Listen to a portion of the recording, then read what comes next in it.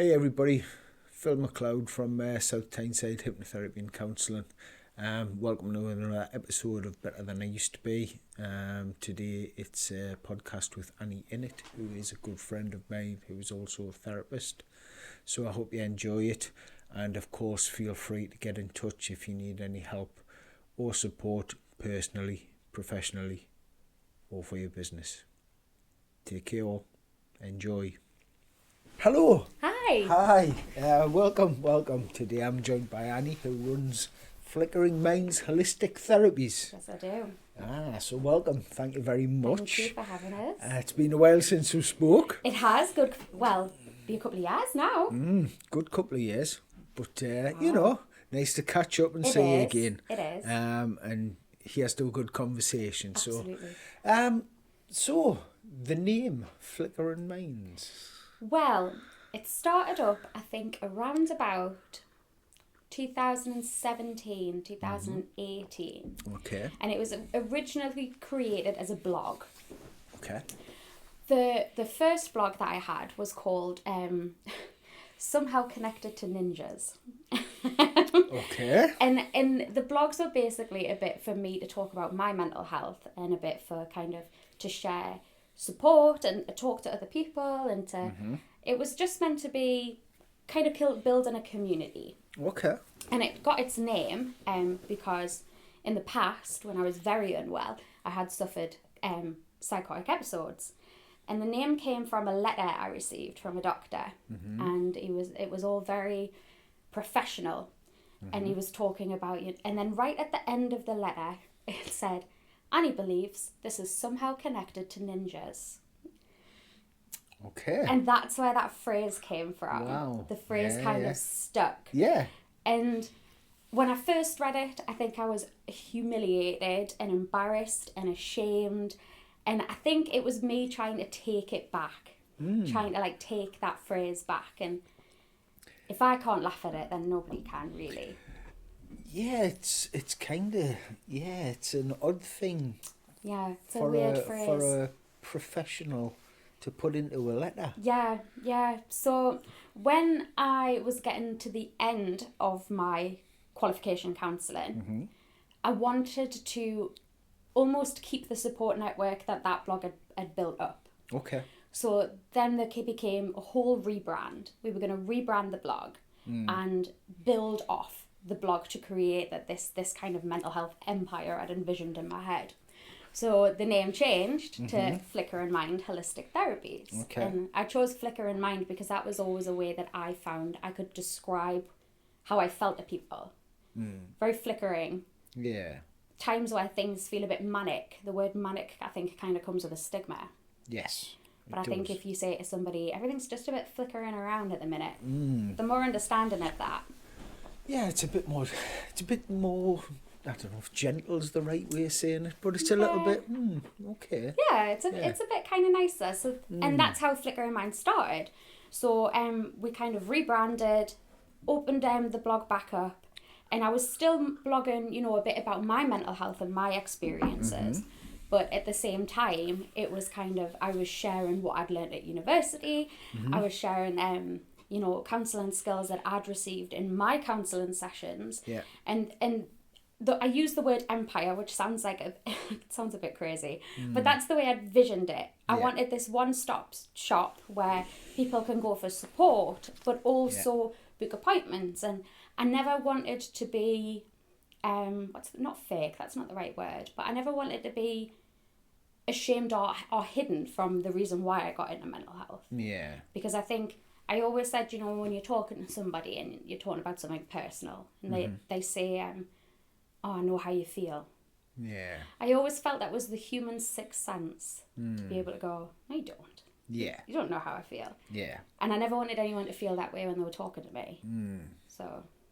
Yeah, it's a really odd phrase. It's one I try to really avoid with clients because you might have had exactly the same experience as them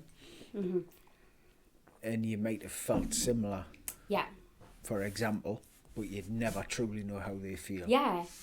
So it's always kind of, I can empathise with your situation, Yes. I've experienced something similar personally, so you Yeah. know, but you try and avoid saying, "I know how you feel." Yeah, I mean, I wrote a paper. If kind of like it was like an extended blog post that is on the blog if anyone is interested in reading it. About should mental health professionals disclose if they have a diagnosis to their clients, and it was very much a divided community, I think. But Yeah. what was very interesting was that the therapists were very much on the side of no, we do not disclose this. The clients were very much on the side of tell me, Yeah. which is really interesting, I think. Yeah. Yeah. How much of yourself do you bring into the room Yeah. as a therapist? I Absolutely. guess. Yeah. And in the course of writing it, I discovered these are American statistics, but there was 98% of psychotherapists have been diagnosed with a mental health condition in their lifetime. Right. That number's astonishing. That is remarkably high. It is. Yeah. Yeah. And that's what I was interested in. If there's so many of us, Yes. why do we feel like we can't tell anybody?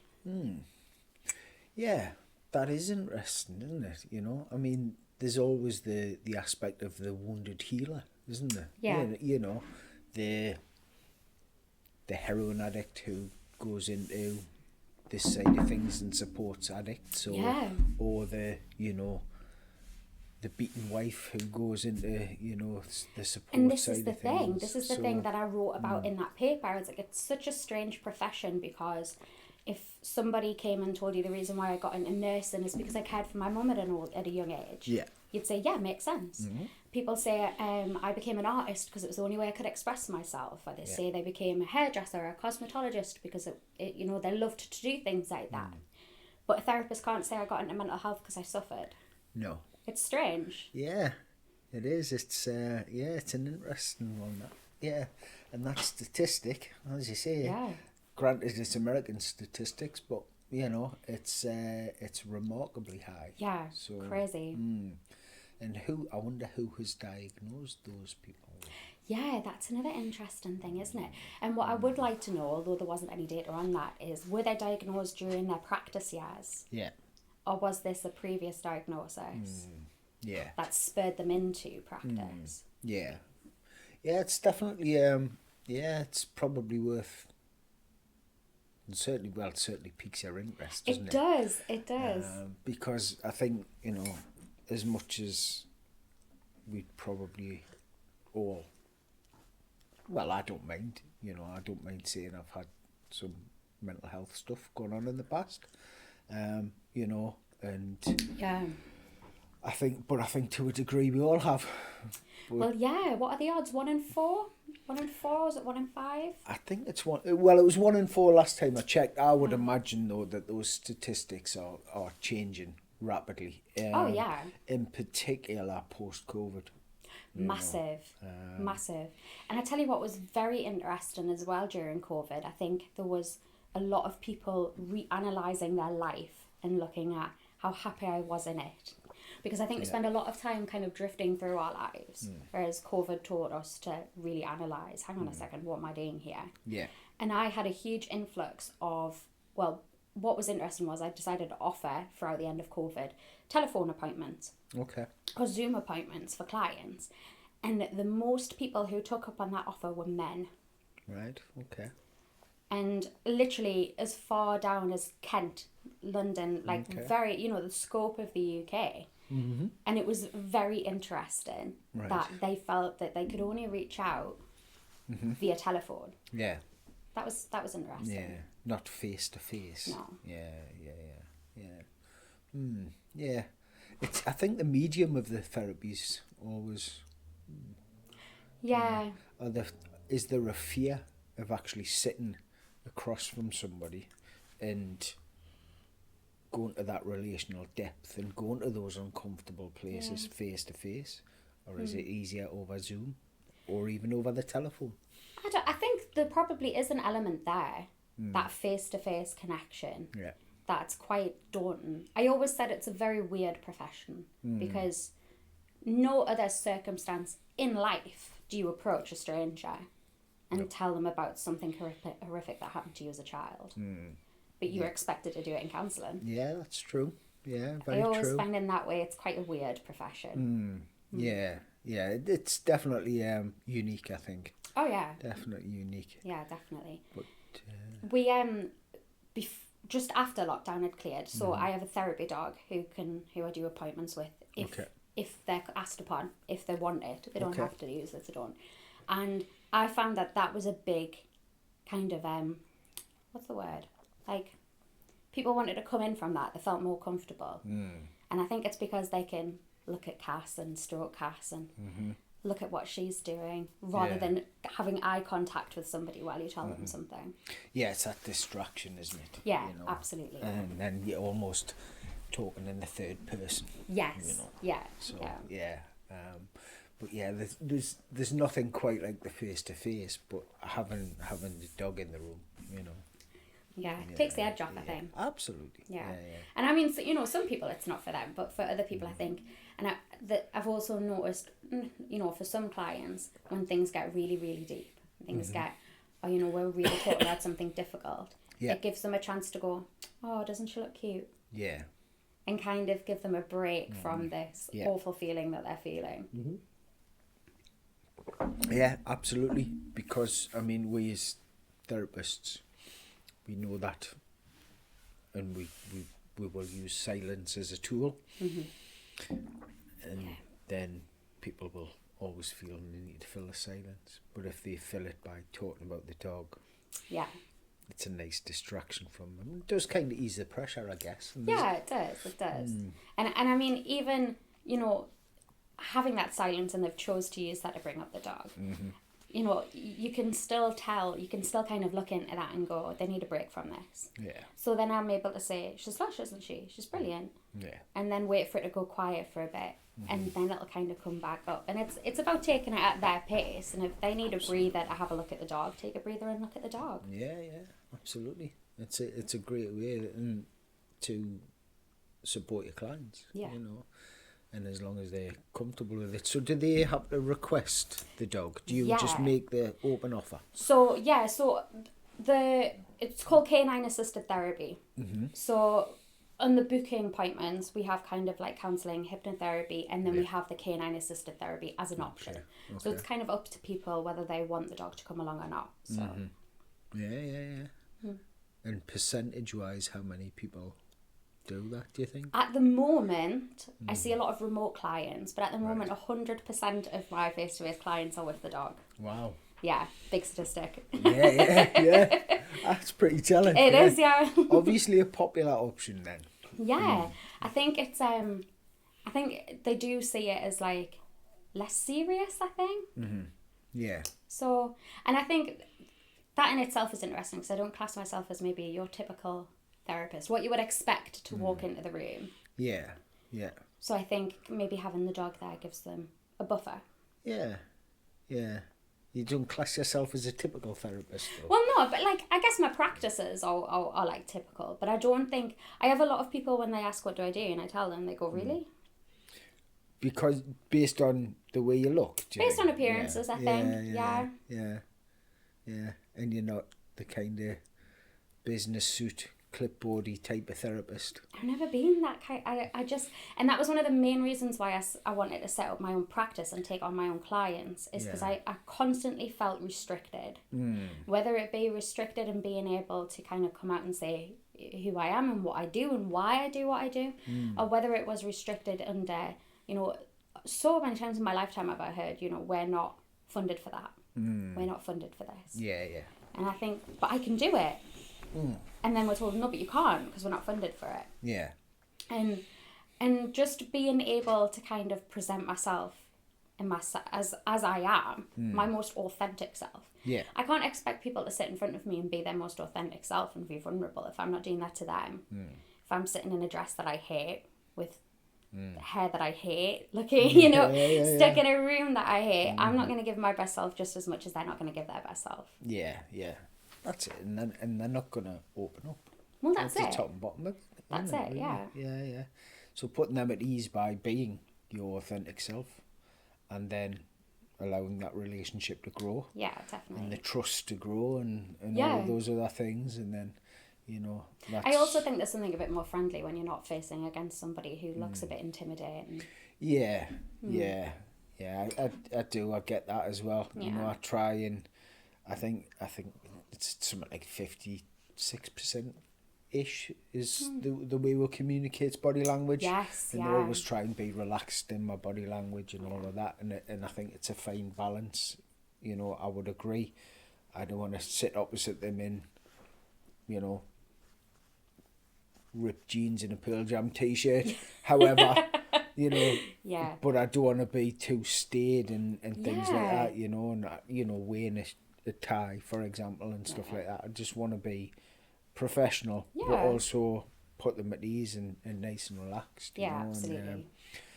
And do you take notes during sessions? Usually, well, actually, I'm about to lie to you. That's not true. So, Please don't lie. so face-to-face appointments, not really. Yeah. I don't do. Maybe make like bits of notes on a piece of paper, but I don't usually make notes. Yeah. What I tend to do is as soon as the session's finished, Yeah. I type up my notes. Yeah. So, yeah. but what's the word? Like remote therapies. Yeah. Because I've got the laptop usually in front of me while I'm on the phone, or Yeah. while we're doing like a Zoom session, I usually end up typing them while I'm on the phone. Yeah. But yeah. it's always a funny one because spelling and what's the word, like being able to put down on paper what's in your brain. I always find that quite difficult. I wasn't quick at doing that. And I found out that during things like Zoom appointments, which were remote but they could still see my face, I was making less notes because I became very conscious of if I tried to spell something or I was trying to write something down, my face would kind of... Yeah. And I didn't want them to think that I'm pulling their face at anything they're saying. And it almost takes away from it if I then have to go, excuse the face, I'm very sorry, I don't know how to spell dyspraxic. Do you know? So I tended to make a lot less notes when people can see my face. Yeah. Because I'm very conscious that I make some wild faces while I'm trying to spell things or make sentences out of stuff. Yeah. No, I think that's a similar approach to mine. I never ever make them in face to face. I think it's just too distracting. Personally, you know, just a personal thing. If I was to sit making notes, I think the client would immediately be thinking, "Oh well, what you're writing." Well, that's the thing. And I can't be almost holding them in that space while I'm distracted writing notes too. Yeah. So I always write them afterwards. I know what you mean. When it's online, it's slightly different. Yeah. I'll occasionally just write a word down. Yes. Where you hardly have to look. Yes, I do that, yes. And then afterwards, just make a few notes and stuff like that. Or like important names. Yeah. Stick them down. Yeah, but I think it's because I would despise going to a therapist who's sitting with a clipboard on their knees and writing notes in front of us, because I know that would distract me as well. I know I've been in a room with a psychiatrist doing the whole kind of, well, what's he writing? What's he putting? What is that down there? Yeah. So I think like I know what it's like. I wouldn't like somebody kind of doing that. But I'm a very visual person. When I'm with someone face to face, if I am going to write something down or anything like that, I tend to spread it out in front of us and kind of do the whole, let's look at this. Yeah. This is what we were talking about, or this is the sort of things. Because when I initially set up, I decided that I wanted resources. Now, I don't really know whether I wanted resources because I benefit off resources or whether I wanted resources because I believed it would benefit everybody else. Not quite sure which one's the truth there. Yeah. But I've built up, I call it an impressive library, but quite a big library of resources that I've either taken from, like other people or that we've shared between the lots of us, or resources that I've made. Yeah. And I'll tend to, if we're in a session and something comes out and I think to myself, I got a resource on this. I tend to kind of put it in between the two of us and we can draw on it, we can write on it, and we can talk things through. And sometimes I think it's just easier because it gets it out there, doesn't it? Yeah, absolutely. Things like that, when, I'm talking about notes there, but if you're doing a timeline with a client, for example, and you're working your way back to their childhood, or you're starting at the childhood, working your way forward. Yeah. obviously you've got to write things down and take notes there, Yeah. you know, but actual sort of client notes I don't do. But yeah, if it's a specific thing, Yeah. you know, absolutely, you know, or if you're working with feelings cards or whatever it Yeah. might be. Yeah, of course, yeah. So you use those tools quite often, though. I would say quite a lot. Yeah, quite a lot. I have I have I've had clients, and I still have a few who are you know, maybe somewhere on the autistic spectrum, or you know, things like that, or even just things that are, what's the word I'm looking for, like all consuming, so they can't get it out of their mouth quick enough. It's not coming out of their mouth quick enough for what they want to say. Yeah. Those are times where the resources come super in handy, because it's very easy to say to somebody, right, we'll talk about this one, tell us about this first. Yeah. But if their brain's so busy, it's going to be really busy. Whereas if we can physically go, right, we'll put that over there, Yeah. talk about that in a second, write out on here what you're thinking about this, so you've got it down in front of you, and then we can come back to it. That's really, really helpful. Yeah. When they're all over the shop. Yeah, then they've got a flickering mind. Yeah, absolutely. And flicker in and flicker out. Yeah. And that's how they go. That's it, yeah. Yeah. Interesting. Very interesting. Thanks. So, yeah. So, how do you find working as a therapist impacts on you? Very interesting. I was talking about this the other day, actually. And I think it's hard. I think sometimes it's hard, sometimes it's not. That's a lie. It's not always hard. But I think it's hard in the sense of, if you have a day where you've had a full day or a full clinic, and you go home and you kind of sit down and you think to yourself, I've spent the entire day listening to maybe the worst of humanity. The most, difficult part of living. Yeah. Very difficult not to let that kind of seep into you and to spread that negativity. It's hard, but I maintain my own mental health. I see a counsellor still, and I think things like that are really important. Yeah. Massively important, actually. I think I've only recently gotten to a space of my life now, 30 years too late, you could call it, of where I kind of know how to look after myself. What works and what doesn't work. Yeah. And if things aren't working, it's being able to kind of go, they're not working. Yeah. I'm just going to sit here and be sad for a bit. It's not going to last forever. But I can do that. Yeah. And I think those are the days where it's really difficult. And then you have days where things are like, you see somebody and you just look at them. And I always say you can almost like feel the weight that's been took off them. The aura of the room changes. Yeah. And it's a beautiful thing. And that stays with you. Yeah. And it's not to say that I don't know, it's not to say that certain clients or certain people come in and tell their stories and you think like, oh God, this is going to be really hard on me. That's the last thing I think of, actually. And actually, I do think of it as an impact on me until it gets to a point where I think I need to look after myself for a bit. Yeah. It's more, I think, the empathetic drive Yeah. to listen to someone overpowers maybe how far that negativity can sink into you. Yeah. Because it is hard to listen to some of the things that you hear, isn't it? Yeah, really? absolutely. I think as well it comes with practice, as weird as that sounds. So, this is a field that I've been in from literally leaving school. So, I left school and I went and worked at a troubled youth school. Okay. And that was my first 2 years experience in the working world.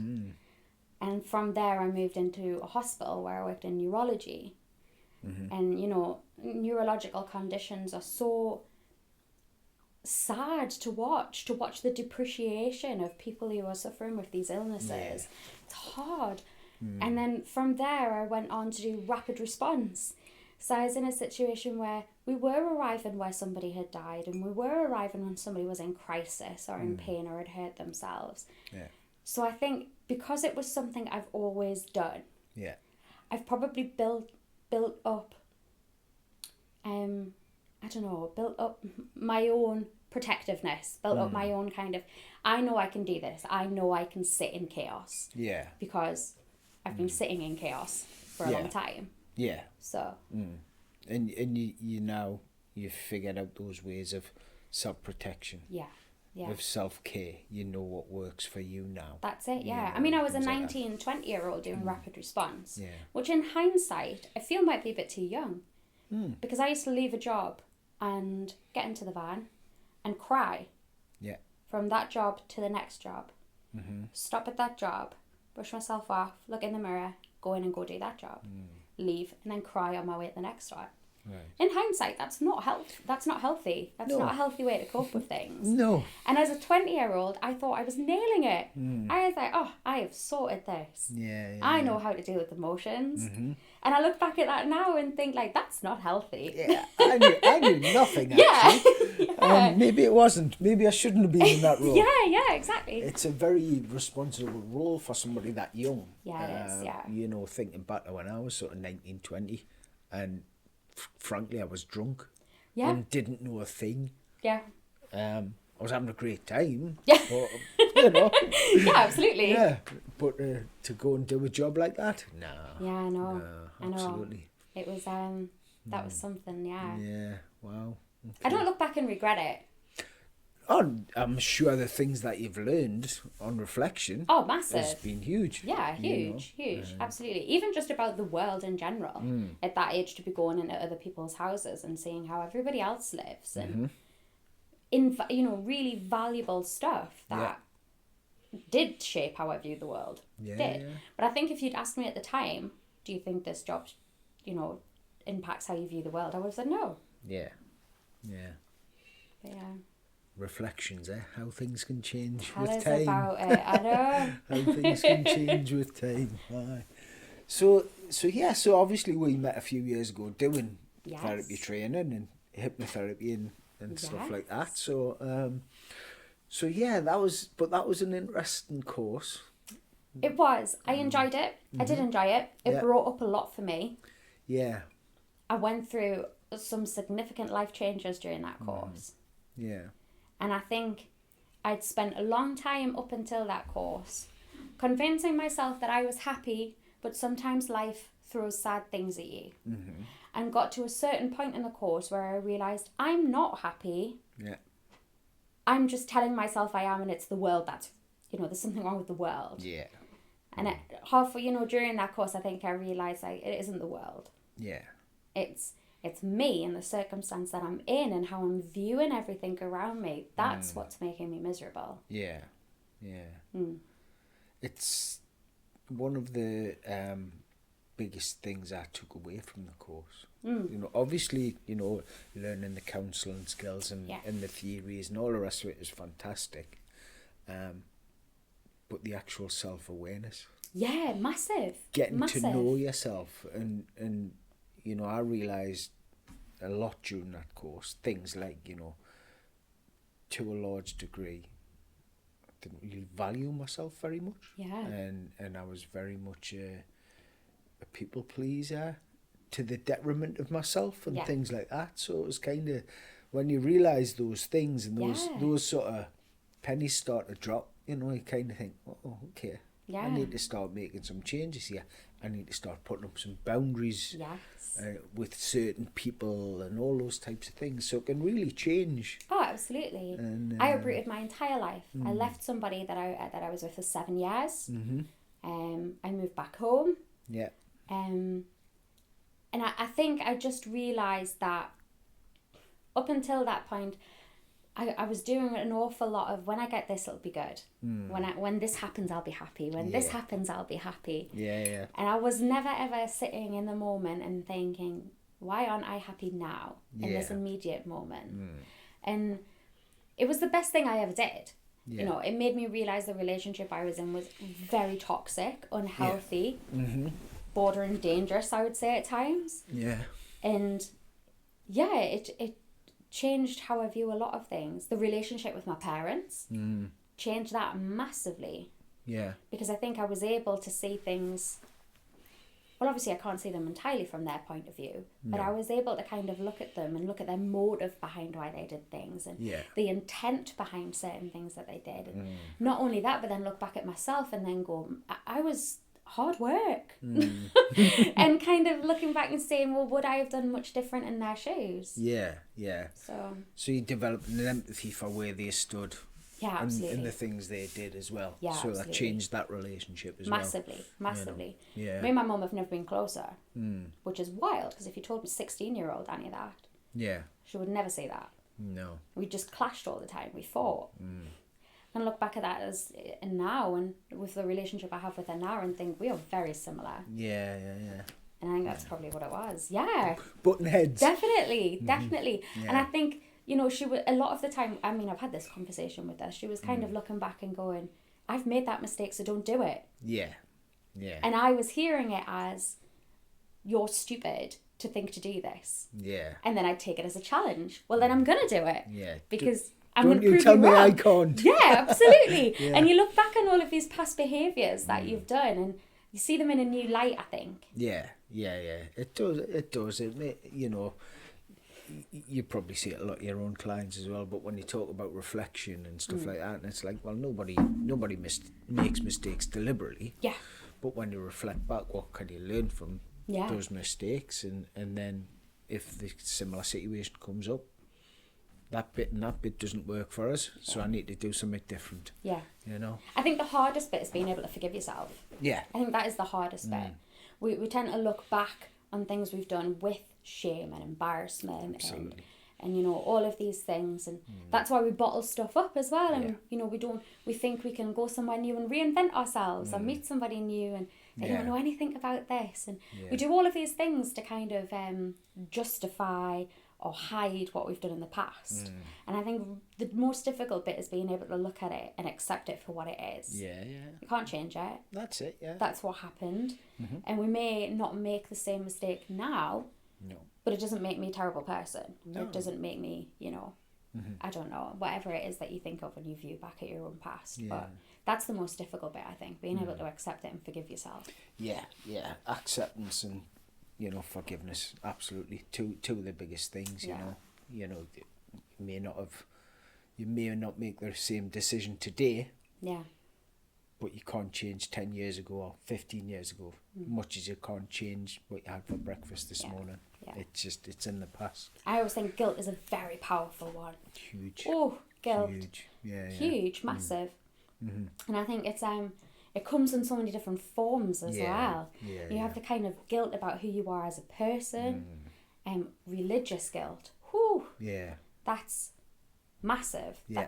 That's a huge kind of burden that people carry around with them. Yeah. Guilt is a funny old one. Yeah, it can have significant impacts on people as well. Huge. Massively, you know. Done a fair bit of bereavement counselling, for example, you know, and I feel guilty because I'm alive and they're not. Yeah. Or, you know, I feel guilty. Why? Because I laughed at a film. Yeah. Who am I to laugh at a film when they're not here anymore? Yeah. It's things like that, you know, and the guilt just builds and builds, you know. It's like, it's okay, you know, it's okay to repair yourself. Yeah. Still take time to grieve and, you know, stuff, but you've also got to repair yourself as well. I think that comes from that inner kind of, do I deserve to be able to do this? Yeah. Have I done enough to deserve to do that? I think we do that about all sorts of things. Yeah. All sorts of things. I mean, when I went to university first, trained to be a social worker the first time round, and I remember I got into this really deadly routine when my dissertation came around, and I by the end of it, I'd almost convinced myself I wasn't allowed to have a shower or have tea until I'd finished so much. Wow. I didn't deserve it. I hadn't earned it. I hadn't earned tea or earned getting, you know, washed and cleaned up because I hadn't finished this paragraph or I hadn't finished this thesis. Yeah. And it's dangerous, that kind of that guilt and deserving combo that comes along together. Yeah. Kind of created a really unhealthy mindset for you in that period, didn't it? Then? Absolutely. And it's funny because, you know, we say things like when we look at, you know, tasks we don't want to do and things like that. One of the first things they say, it's all over the self-help pages, is reward yourself, give yourself rewards. But who's going to police that? We need to be held accountable for that. Yeah. Because that's how I started. I started thinking, I can watch TV after I finish this. Yeah. And then it evolved into, well, I have to finish this. It's really important, so I'll have to do this before I have my tea. And then it became, I've been working on this all weekend. If I just do this, it'll be finished. Yeah. Then you can shower. And it snowballed and snowballed. Yeah. Wow. And I always think that when I see, you know, a lot of the self-help things, and they say, reward yourself. Yeah. I just think it's a dangerous path to go down. It can be, yeah, it can be. And I mean, I guess all those theories, they all have certain amount of values. Of course they do. But you kind of, I I for me, I was just saying this to somebody the other day. I can't remember who it was now, but because they were talking about the self-help books and all that sort of stuff. And I said, yeah, well, you've always got to remember though, that's kind of one or sometimes two people. That's their opinion.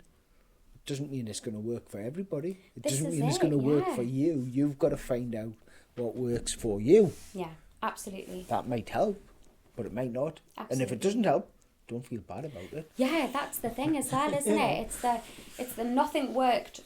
It's either the approach of nothing worked, so I'm unfixable. Yeah. Or it's the approach of I'll just keep trying what other people do. Yeah. Until something works.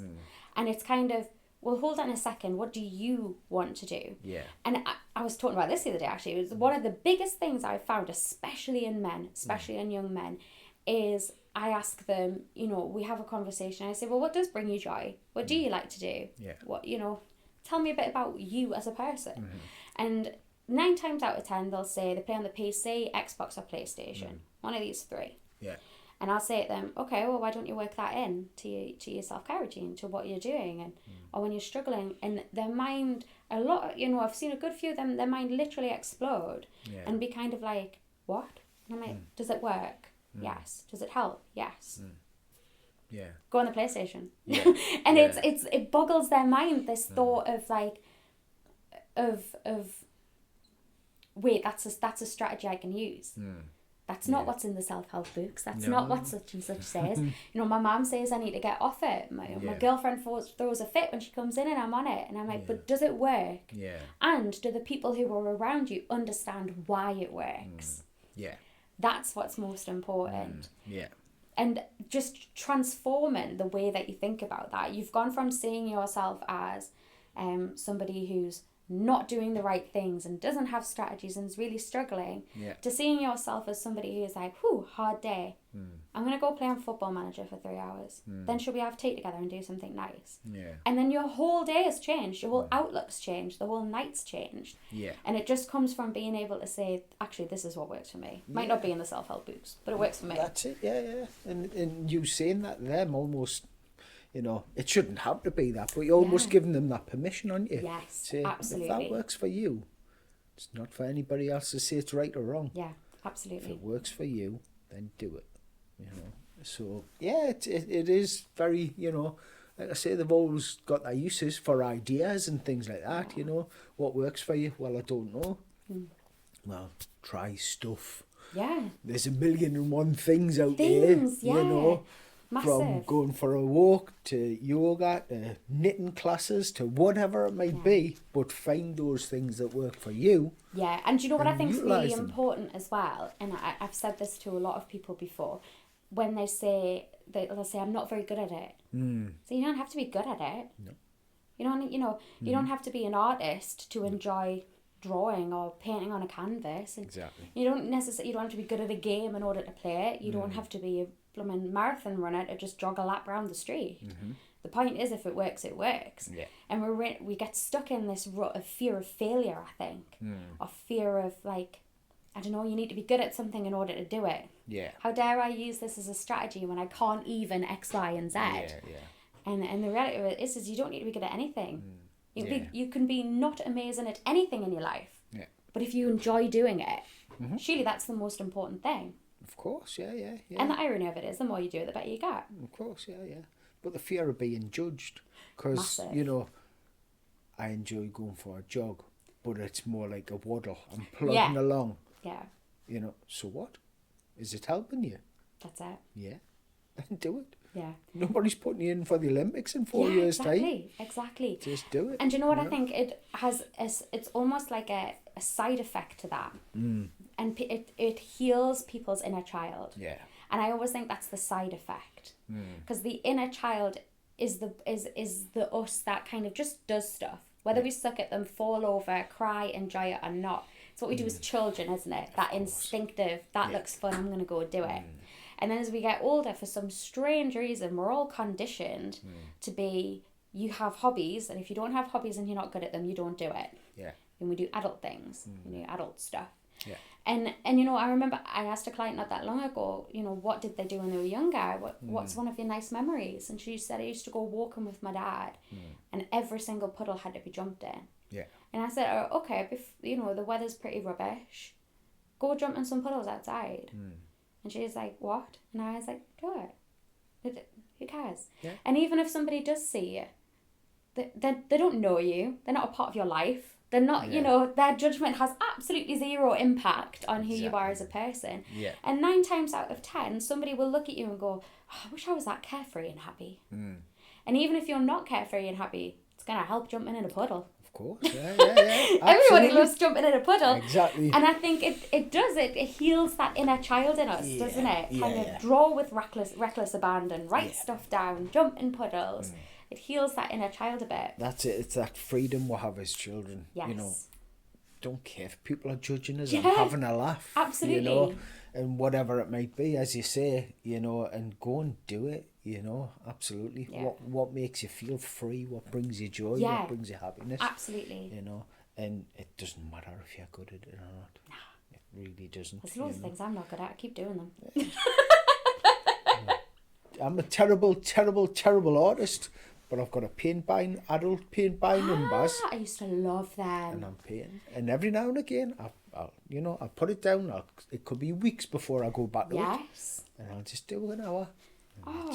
It's amazing. Do you know what got me through lockdown? Well, at least the first few months of lockdown is, well, I studied art, an art college, fine art. Okay. I was an art school dropout. Okay. I never particularly honed an impressive skill, but it was always something that I liked to do. Yeah. And what got me through lockdown is I would paint or draw or colour or something every day. Yeah. And to make me accountable, my mum would FaceTime me every night. Okay. And it became this wonderful thing. It could be scribbles on a page. And I would FaceTime my mum and show her what I'd done. And you would have thought I'd painted the Mona Lisa. Yeah. She'd be on the other end of the phone like, mwah, that's art. And I'm like, Mum, it's a blob with a hat. Yeah. But it was that kind of, it got me through it. It really got me through it. Yeah. That's self-expression, isn't it? Yeah. I felt like drawing a blob with a hat on. Yeah. So I've drew a blob with a hat on. Yeah. And just to add into that, Mum thinks it's mint. Mum thinks it's mint, yeah. I could have showed her anything and she was literally like, oh, it belongs in a gallery, mwah. Yeah. And like, it's almost as if there was a part of us that goes, I know she's being really nice because she knows it helps. Yeah. But it didn't matter. No. Even though I knew that, it didn't matter. I enjoyed her telling me, you know, like, oh, it has real expression work. It's similar to Monet. And I'm like, Mum, it's a caterpillar on a leaf. Yeah. But it's that kind of, I don't know, that self-boost, isn't it? Yeah. And the boost of around people. That's the thing about like gratefulness and you know, gratitude and being nice to somebody often makes us feel better. Absolutely. Yeah, absolutely. And I have no doubt, you know, and my mum even said she'd tell her friends, oh, it's time to say what Annie's done today. As her kind of spurring that on helped her get through lockdown. Yeah. And me doing the artwork helped me get through lockdown. Yeah. And between the two of us, we made this crazy little universe where she was an art critic and I was Picasso. And there you go. Yeah. And it worked. It got us through the first 6 months of lockdown. Yeah, which was pretty awful, really. Pretty bad, yeah. And I think I said this to so many clients as well. I always refer to self-care as a pie. I love a good analogy. And I always say that the more things we have in ourselves that we do for self-care, the more pieces we're splitting our pie into. Yeah. So when somebody takes a slice away, we've still got 8 slices of pie. Yeah. And for a lot of people, what happened at lockdown is their pie consisted of 2 pieces. Gym and meeting up with friends. Yeah. Or just one piece, going to my mum's house. Yeah. And that was their pie. Yeah. Lockdown took their slice and they were left with nothing. Yeah. And that was the way that I always kind of described it to people is that there was nothing left to sustain us. Yeah.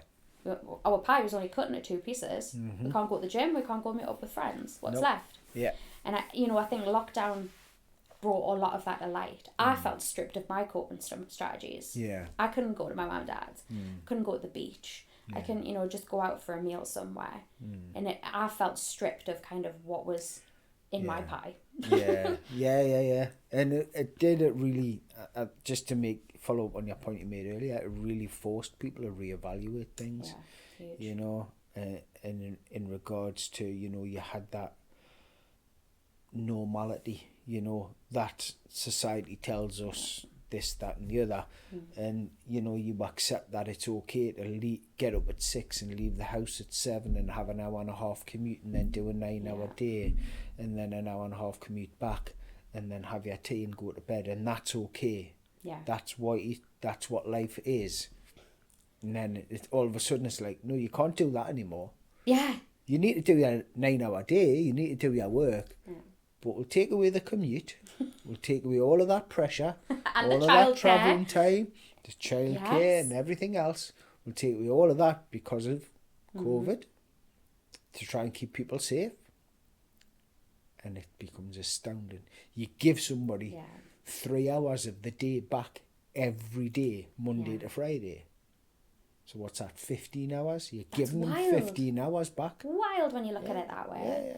And it's like, wow, I know, it's crazy. I remember when I started to get into the flow of lockdown, I remember saying to my partner, like, I don't understand how I had enough hours in the day before. Yeah. Because I'd filled them with things. I was walking the dogs earlier and going, doing my like long walk and painting these pictures for my mum, and I was like, how did I have time to go to work? Absolutely. But it's almost like we filled them with more exciting things. Yeah. I've always been a huge advocate that humans were not meant to work 37.5-hour weeks. I don't think it's healthy. Yeah. I don't think as a society, as humans, we're bred for that. I think it crushes the soul. And I think we're only just getting into, I think the generation after me, my stepdaughter's generation, I think they're really going to turn the tide. Yeah. Because I think they're a generation that are realising, hang on a second, I'm just an employee. You don't get to treat me like dirt, or I'm not going to stay past my work hours. And they're realising there's other ways to make money. Yeah, absolutely. And I think the generation before us, my dad especially, and he'll say that, he was very much, you go to school, you leave school, you get a job or a trade, you work until you retire, and then you die. Yeah. And that is life. Yeah. And there was no deviation of that. Society tells us. Yeah. And society tells us you are lucky to have a job. Yes. Society doesn't tell you that workplace is lucky to have your skills and knowledge and experience and personality and energy. Society doesn't tell us that. Society tells us you're lucky to have a job. Yeah, absolutely. Really? Again, the tide's starting to turn. It's wild. And I think, like I said, the generation, of the younger generation, what will be my stepdaughter's generation growing up, they're making money on TikTok, on YouTube. Yeah. They're creating things, they're selling, art and videos and there's a whole host of ways that they've found I can make money without having to rely on this person who's going to be horrible to me. Yeah. And get angry when I actually leave at 5, even though my shift leaves at 5. They're finding another way to do that. And it's beautiful because I almost feel as if I'm watching the tides turn. I'm watching, the realisation of, wait a second, employees are people. Yeah. That's a mind-blowing concept to a lot of companies. Absolutely. Yeah, absolutely. It's true. It is. It's very true. And companies who don't then value those employees are going to very quickly find that they're losing their employees. Massive. And however they choose to value them, be that remuneration and better wages or the support packages that they offer or having a therapist on hand who's independent from the company. But if you want to go and speak to a therapist, that's fine. We'll pay for that as part of your package, as part of your health benefits package. All of those things, otherwise companies will start over time. And as I say, as the workforce gets younger and these people come into it, what? Sorry, you want me to do what? Yeah. No, I'll be going on Indeed and I'll be applying for other jobs and I'll probably not be here in 3 weeks. Absolutely. Unless you change that. Oh. better have a think about that then. Absolutely. You know? I think we're seeing it today in two particular professions. I think we're really seeing it now. Nurses and teachers. Yeah. And I think they're the two. I was talking about teachers the other day. People seem to have this mentality of like, they get so many holidays and they only work 8:30 till 3:30. And I'm like, come on now, hang on a second. Everything needs a lesson plan. They've got work to sign off and mark and hand back. Yeah. They're decorating their classrooms. They've got their inset days. They've got everything. You know, it's a hard profession. They're usually not leaving until 7 o'clock at night, 7 o'clock at night. And I think like that's the first one. The first one that I'll realise, because teachers are salaried. Yeah. And there'll come a point where teachers don't want to be coming into the school at 8 o'clock in the morning to set up for a day, to stay till 7 o'clock at night to set up for the next day. Yeah. While an awful lot of them are spending their own money on classroom resources, on things for children, on, you know, gifts, but also pens, pencils. The amount of, you know, senior school teachers that are buying things for their students out of their own pocket that they won't get back because it's not there. Yeah. And nurses who are now leaving the profession to work in retail, in consultancy, total opposite jobs of what they used to.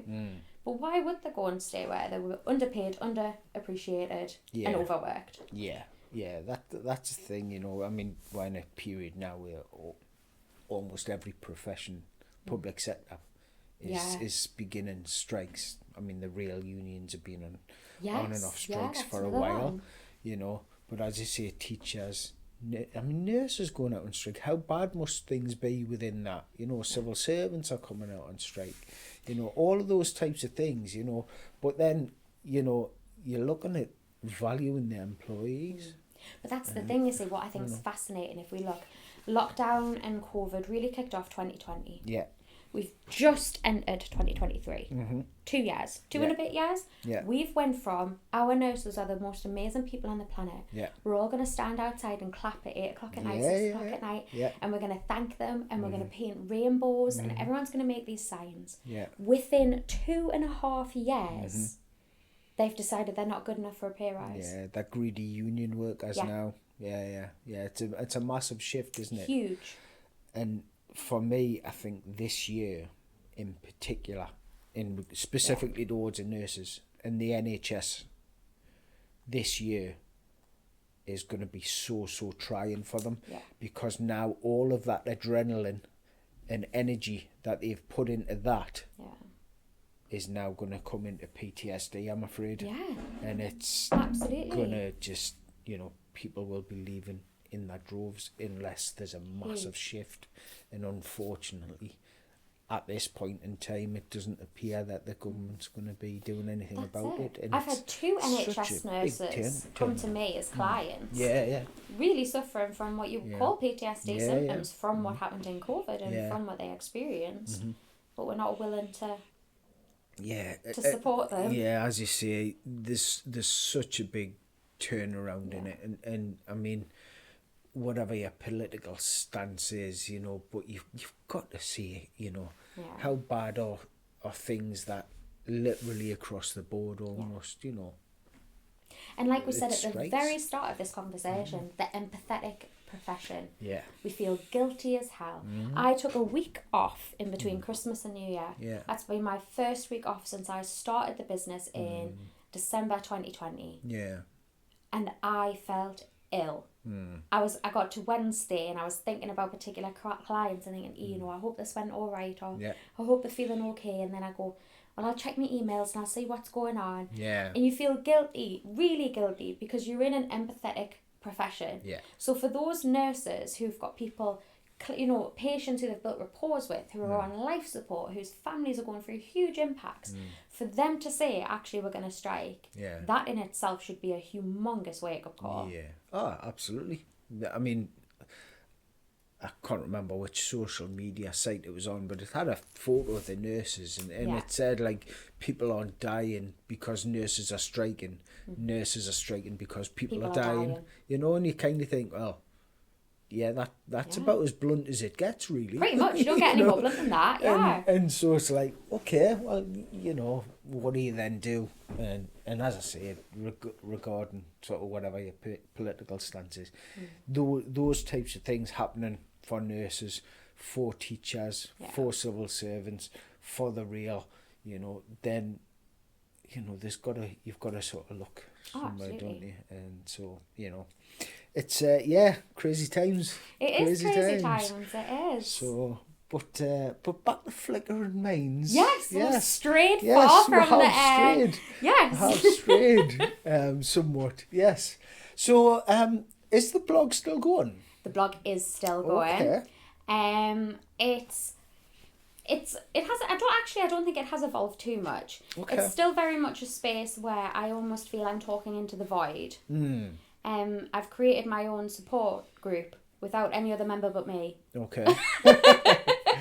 And I can just write stuff down and send it off into the cosmos, and if people read it, fantastic. If they read it and think, oh my God, that was my experience too, amazing. Yeah. If not, and it does just sit there, then it sits there. It helped me. Yeah. That's how it is. But there's more things going on about support that's out there, so it's varying. There's so many different things that kind of get posted there, but the blog is very much still alive. Okay. Probably just posting less frequently than what it was when it was just a blog, because obviously I've got more things to do. Of course, of course. But so it is alive, and I am really proud of it. So you should be. Thank you. And when you press send, is that almost like that weight being lifted from that? I'm not sure. I don't even know if it's the send bit. I tend to sit behind my laptop like this, and I'll know what I want to write about. Yeah.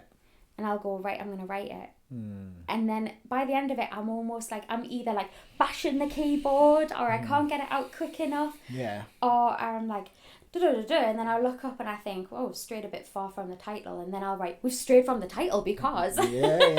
and then I think it's the more the writing it I find very therapeutic. Yeah. And then once it's kind of out there in the world, I don't know, people have said to me, like, do you not worry about people knowing these intimate details about your life? And I don't think I care. Which is crazy, because I think once upon a time I would have really cared. Yeah. But I feel like I'm talking about meaningful stuff. Yeah. And if I've learned anything from my years in, my professional years, from my personal years, from traveling, from anything, I've learned that you will never be 100% alone in something. No. Somebody out there is always going to read something and go, that reminds me of this. Or my friend went through this. And it's about that.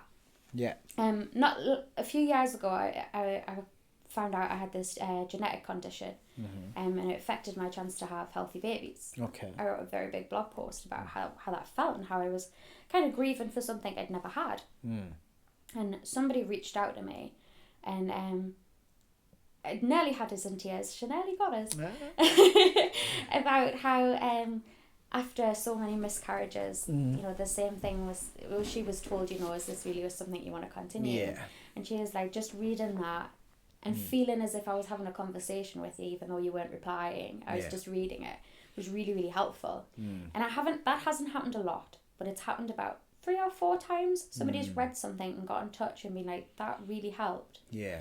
And do you know, if I do nothing else in my life, those 4 messages are enough for me. Absolutely. Yeah. I think I can, I'm not going to say I know how you feel, but I can relate to what you're saying. Yeah. Because I started this. Yes. And I take the time to set up the room and set the cameras and the mics up and invite people on who I think are going to have a really good conversation with. Yeah. Which is proved right today. Thank you very much. But you kind of think, well, if it helps one person. Yeah.